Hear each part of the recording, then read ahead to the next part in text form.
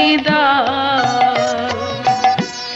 আমায় তুমি বাঁচার মতো, আমায় তুমি বাঁচার মতো বাঁচিতে শেখাও গুরু, বাঁচিতে শেখাও। হে গুরু এক মন্ত্র তুমি দাও, হে গুরু এক মন্ত্র তুমি দাও।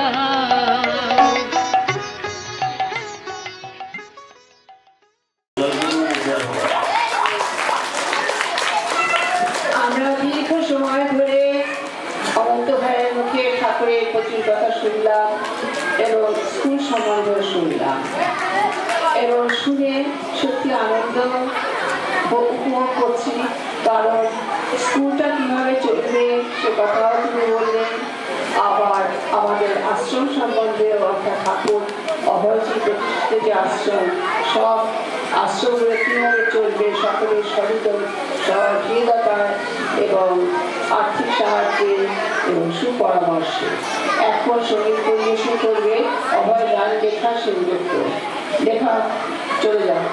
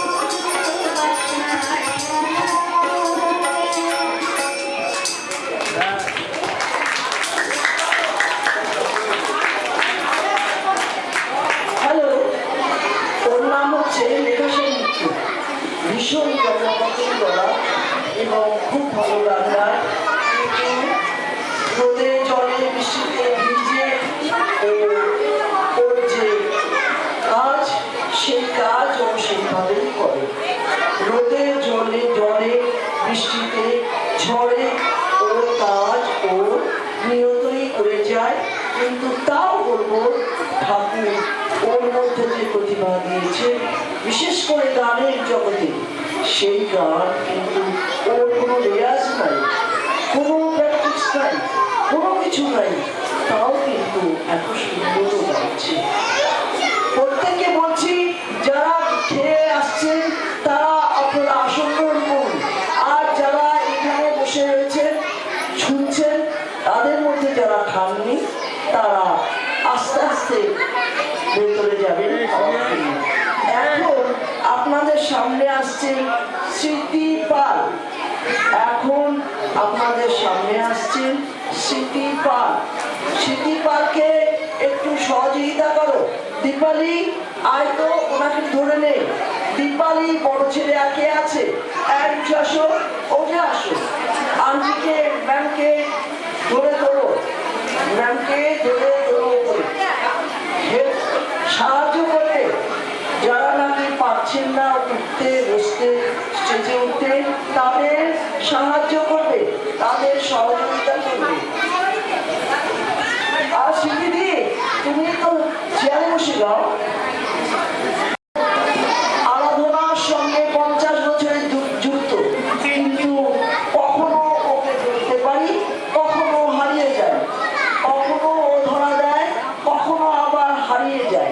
কি করবো এটা তো জানি না, আমাদের ভাগ্য না ওদের ভাগ্য, ওর ভাগ্য। ও কখনো ধরা দিচ্ছে, আবার কখনো হারিয়ে যাচ্ছে। তাও যে আজকে ওকে পেয়েছি তাতেই আমরা ধন্য। আচ্ছা, এখন মনোজের পঙ্কজ, পঙ্কজ যদি খাওয়া হয়ে থাকে, পঙ্কজ তুমি সঙ্গতে আসবে, পঙ্কজ তুমি সঙ্গতে আসবে। এবার সকলকে আমরা একটু না আমি গাইবে তো শিখি গাইবে না,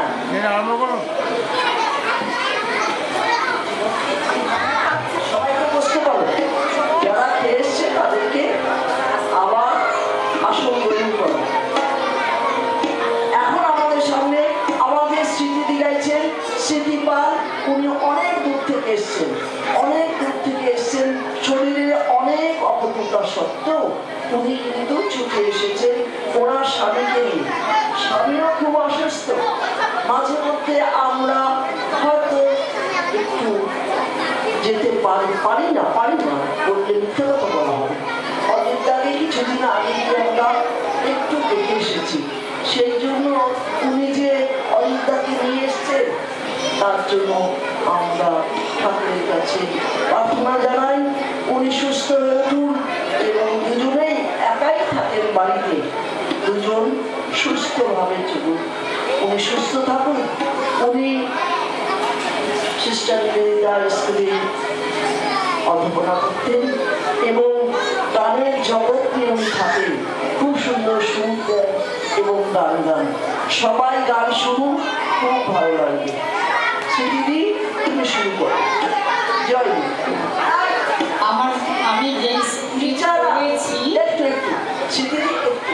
টিচারদের যদি একটু ফ্রি হয়ে থাকো তারা বাচ্চাদের সামলাও, বাচ্চারা সামনে বসে হইচই করলে কিন্তু খুব অসুবিধা হয়। যারা গান গায় তাদের খুব ডিস্টার্ব হয়। চেয়ারে যারা বসেছো, বাচ্চারা যারা চেয়ারে বসেছো তাদের জন্য সামনে জায়গা রয়েছে, সামনের জায়গা তোমরা এসে বসো। আমাকে যেন গিয়ে না বলতে হয়, তোমরা নিচে তোমাদের যা ব্যবস্থা করা হয়েছে তোমরা সেখানে বসো। ঠিক আছে, দিদি শুরু করো। জয় গুরু। আজকে শ্রী গুরু জন্মোৎসব আমরা সকলে মিলে পালন করছি। তার লেখা, তার গান, তার সুর, তার সমস্ত কিছু ডালি নিয়ে আমরা তাকে পূজা নিবেদন করছি। আজকে আমি প্রথম নিবেদন রাখছি ঠাকুরের কথা এবং ঠাকুরের সুরে গান। সুর হচ্ছে শিবানন্দ গিরি মহারাজের, আমার ভুল হলো বলায়। কথা শ্রী অভয়জি আর সুর হচ্ছে শিবানন্দ গিরি মহারাজ। এই যে তোমায় করি হে প্রণাম, এই যে তোমায় করি হে প্রণাম, এই যে আমার কাছে আছো, এই যে আমার কাছে আছো, জানালাম, এই যে তোমায় করি হে প্রণাম।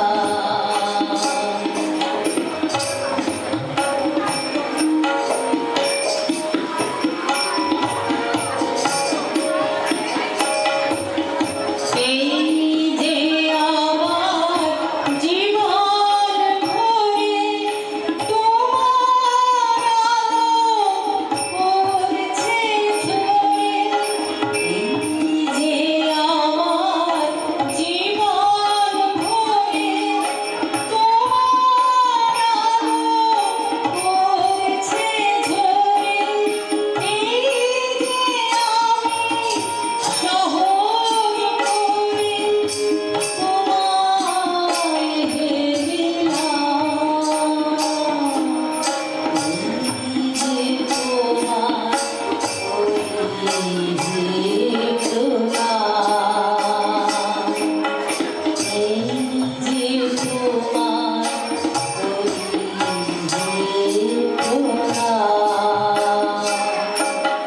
জীবন আমার ভেঙে যায় লীলা যে তব, আমার যত কথা সকল তোমারে কব। জীবন আমার ভেঙে যায় লীলা যে তব, আমার যত কথা সকল তোমারে কব। রইব তোমার কাছে কাছে, নেব আমার যাহা আছে, রইব তোমার কাছে কাছে, নেব আমার যাহা আছে, অভয় মানে তুমি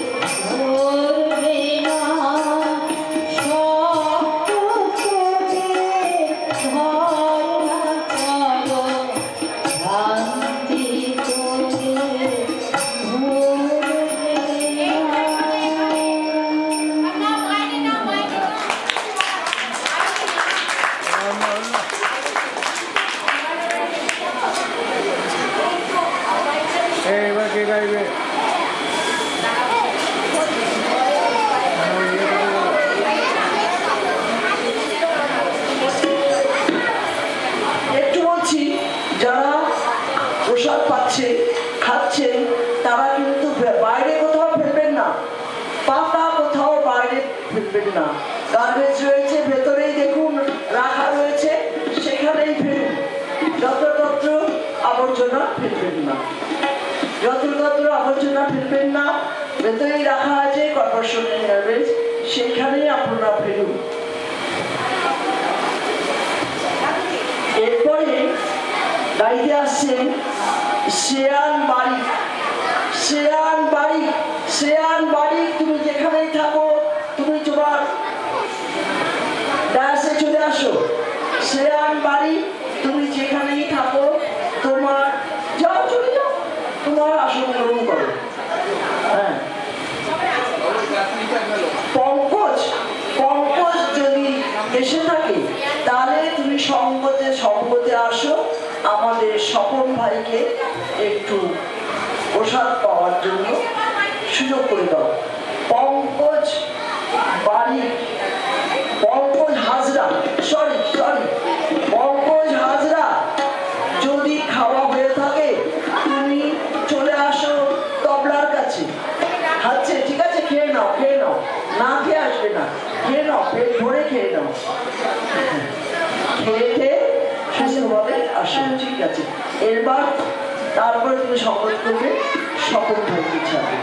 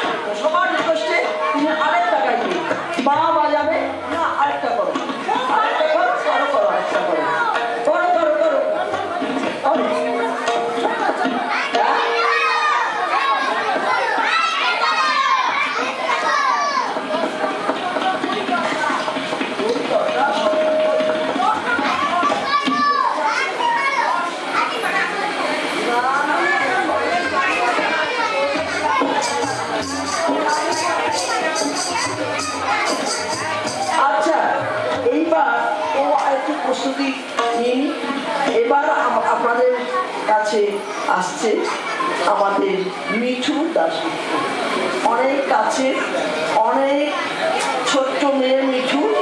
মিঠু ছোট্ট ছিল একটা সময়, এখানে বলতেই হয় অনন্দাদি ওকে ছোট্ট 6 বছর তখন হয়নি, ওকে কোথা থেকে তুই হরিণপুর থেকে ইলামবাজার, সরি ও ইলামবাজারে ওর মা একটা একটু বলছি হোটেলে কাজ করত এবং ওকে ছোট্ট তখন অনন্দাদি ওকে নিয়ে এলো আমাদের বাবাজুদ্দিন কীর্তন কুটিরে নিয়ে এলো। নাক দিয়ে শিখে করছে, রোগা ছিপছিপে, মানে ছোট্ট মেয়ে। যাই হোক, ওইভাবে চলতে অনন্তাদি ওকে স্কুলেও ভর্তি করানো বা বাড়িতে পড়ানোর ব্যবস্থা ব্যবস্থা করলো। সেইখান থেকে স্কুলে গেল, স্কুলে পড়াশোনা, স্কুলের গণ্ডি পার হয়ে ও কলেজে গেল। আশ্রম থেকে দাঁড়াও, স্কুলের গণ্ডি পার হয়ে কলেজে গেল, সব কিন্তু আশ্রম থেকে কোনো বাধা দেওয়া হয়নি, তার ব্যবস্থা করা হয়েছে। আশ্রমের লেভেলেও সে পার করেছে, গ্র্যাজুয়েশন করেছে। তারপরে যাই হোক, যা থাকতে তা তো হবেই, ঘটনার সাথে সংসার জগতে ও ঢুকলো। ও মিঠুর দাস ছিল, মিঠু তার সূত্রতে পরিণত হলো। কিন্তু জন্মগত গলা, ওর জন্মগত গলা, ও আশ্রমে থাকতে পারে, কিন্তু ওকে হাতে ধরে কেউ গান শেখায়নি না। অনন্তাদি শিখেছে পরবর্তী সময়ে পরিপূর্ণাদি, কেউ কিন্তু ওকে হাতে ধরে শেখায়নি।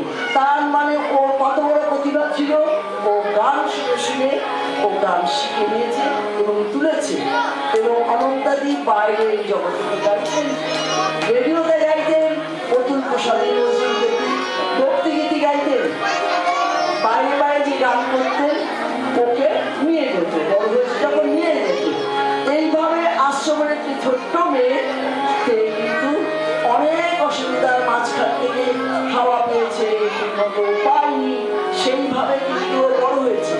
সেইভাবে ও বড় হয়ে আজকে ওর জীবনে প্রতিষ্ঠিত হয়েছে। যাই হোক, কিন্তু ঠাকুরের গানও ধরে রেখে দিয়েছে, ঠাকুরের গানও ধরে রেখে দিয়েছে ওর মেয়ে। ও যাই হোক, ও এখন আপনার সাথে গান শুনলেই বুঝতে পারবেন যে কি সুন্দর গান। ঠিক আছে মিঠু,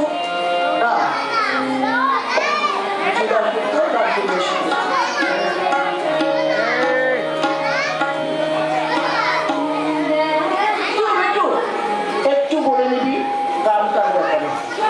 দেখাচ্ছি এই গানটি আমার বড় মাসি মানে অনন্তা দেবীর লেখা, এবং তিনি ঠাকুরের উদ্দেশ্যে গানটা লিখেছিলেন এবং তিনি সুর দিয়েছেন।